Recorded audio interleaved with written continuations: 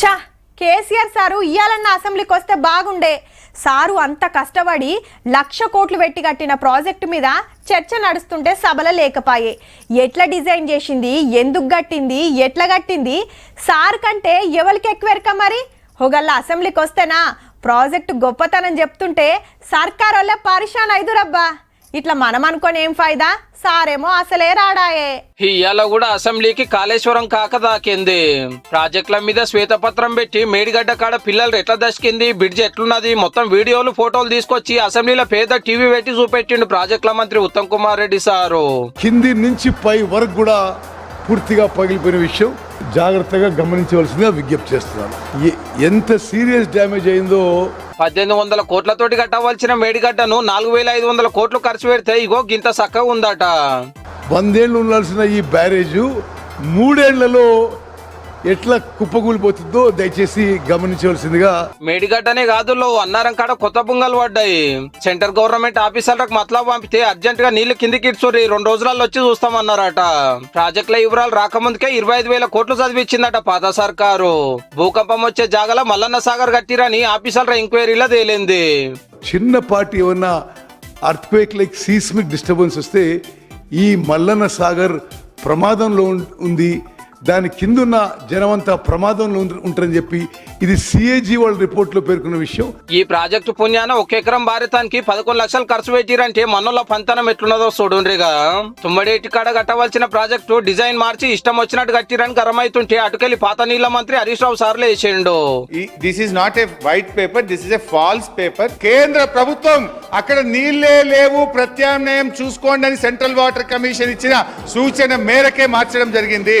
ఏదో parliament elections ఉన్నాయి, లబ్ధి పొందాలని ఎక్కువ చేసి చూపే ప్రయత్నం చేస్తున్నారు. నాకు డౌట్ కూడా వస్తా ఉంది, వాళ్ళు ఈ బ్యారేజీలు కూలిపోవాలని ఉద్దేశపూర్వకంగా ఆలస్యం చేస్తున్నారని అనుమానం కూడా కలుగుతా ఉంది.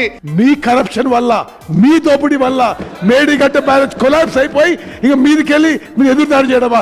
సిగ్గుపడాలి. పాత ఆంధ్రప్రదేశ్ లో మీరు ప్రాజెక్ట్ అట్లా కట్టిండ్రు, ఇట్లా కట్టిండ్రు, ఇంత ఖర్చు పెట్టిరని వెనకటి ముచ్చట్లు చెప్తుంటే తెలంగాణ తెచ్చుకున్నాక కూడా ఇంకా గవ్వే చెప్తే ఎట్లని మంత్రులు వేసిండ్రు. నిట్ట నెలలోనే ఇట్లా చీలిపోయింది అధ్యక్ష. అక్కడ పిల్లరు కనిపిస్తా ఉంది. డ్యామ్ సేఫ్టీ అధికారులు వచ్చి మేడిగడ్డ ఒక్కటే కాదు అన్నారం సుందెల పరిస్థితి కూడా ఎట్లాగే ఉండబోతోంది, మీరు తొందరపడి నీళ్లు అందులో వదిలేరు, అవి కూడా పోతాయని చెప్తా ఉన్నా. మాత్రం అక్కడ రాకుండా కట్టి ఉల్టా లొల్లి చేస్తున్నారని బట్టి సార్ గరం అయ్యిండు. కరెంటు ఖర్చు ఏమో 10,000 కోట్లట, నడపడానికి ఇంకో 15,000 కోట్లట, అంటే సంవత్సరానికి 25,000 కోట్లు. 1 ఎకరానికి నీళ్ళు అయితే రావు కానీ సంవత్సరానికి మాత్రం 25,000 కోట్లు ఖర్చు. అది ఈ భారం ఎవడు మయాల అధ్యక్ష? ఇది రాష్ట్రంలో ఎక్కడ నీళ్ళు వచ్చినా కాళేశ్వరం అంటారు, ఇది వర్షం పడ్డ కాళేశ్వరం నీళ్ళు అంటారు. కేసీఆర్ వచ్చినాక మరి ఎందుకు 2 పంటలకు తుంగతుర్తి, కోదాడ, సూర్యాపేట, మహబూబాదు, డోర్నకల్లు పక్కాగా 2 పంటలకు నీళ్ళు ఎట్లా వారినాయి కుల్లాయిగా? మూసీ నీళ్ళు సార్, పిల్లాయిపల్లి కాల్వ 350 కోట్ల రూపాయలు శాంక్షన్ చేపించి ఇప్పటికి పూర్తి కాలేదు సార్.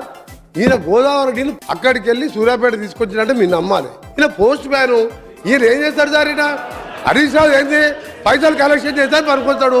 ఈయన సబ్జెక్ట్ ఉందా? దయచేసి ఆ వ్యాఖ్యలు వారు ఉపసంహరించుకోవాలి, మీరు డిలీట్ చేయాలి సార్.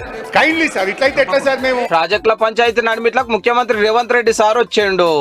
అసలు చంద్రశేఖరరావు గారు అంటే ఏమనుకుంటురా? నీళ్ళకే నడక నేర్పిండు, నెమలికి డ్యాన్స్ నేర్పిండు, అసలు అపర భగీరథుడు అని వాళ్ళు చెప్తున్నారు అధ్యక్ష. డిజైన్లు మార్చిరు, ఖర్చు పెంచిరని గరమయ్యండు. మేడిగడ్డ దగ్గర బ్యారేజీలు కట్టాలని పుర్రెలో పురుగు పుట్టిందే ఆనాటి ముఖ్యమంత్రి చంద్రశేఖరరావుకి. పక్కున పగిలిపోయి 2గా చీలిపోయి నేలకు కుంగిపోయి నిటారుగాడపోయి నిలబడితే సిగ్గుతో తెలంగాణ సమాజం తల వంచుకొని పరిస్థితులు కల్పించిన వాళ్ళు ఇంకా నిస్సిగ్గుగా సభలో నిలబడి మమ్మల్ని ప్రశ్నిస్తారా అధ్యక్ష?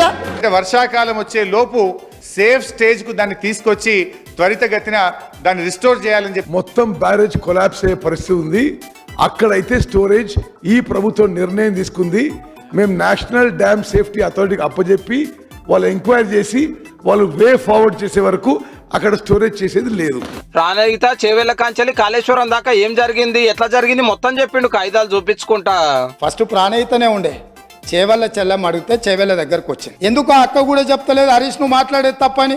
మెదక్ జిల్లాకే పరిమితం చేసుకున్నాడు, రంగారెడ్డి జిల్లాను ఎండబెట్టిండు, చేవెళ్ళ, వికారాబాద్, పరిగి, తాండూరు వరకు ఇవ్వాల్సిన గోదావరి జలాలను చంద్రశేఖరరావు దిగమింగిండు, మల్లన్న సాగర్కే ఆపేసిండని అక్క ధర్నా చేయలే. తమరు కూడా వచ్చింది కదా అధ్యక్ష. కాళేశ్వరం కట్టినట్టే పాలమూరు రంగారెడ్డి కూడా చాలా స్పీడ్ గా కట్టండి. ఆ రోజు అడిగిన సందర్భంలో అయితే ఇంకా BJP MLA Payal Shankar sir మాట్లాడుకుంటా 1,00,000 కోట్లు పెట్టినా రైతులకు ఫాయిదా కాలేదని పాత సర్కారు నడుచుకున్నాడు. జరిగినటువంటి అవినీతి అంతా కూడా బయటకు రావాలా, మీరు వెంటనే సిబిఐ ఎంక్వైరీకి ప్రభుత్వం ఉత్తరం రాయాల్సిందిగా. ఎంఐఎం అక్బరుద్దీన్ సార్ కూడా చాలాసేపే మాట్లాడిండు పాత ప్రాజెక్టులు కొత్త ప్రాజెక్టుల మీద. కెమెరా ఓన్లీ మాట వస్తుందట కానీ కెమెరా నేను కనబడతలేనట. చిట్టి వచ్చింది ఇప్పుడే, ఇంత అన్యాయమా? హౌస్ లో ఆ విధంగా ఉండదు సార్. చిట్టి చూపియాలా సార్? చూపియండి, చిట్టి చూపియండి. మా పిఏ పంపిండు, మీరు అలా మాట్లాడకండి దయచేసి ఇంటికి వెళ్ళి ఫోన్ వచ్చిందట.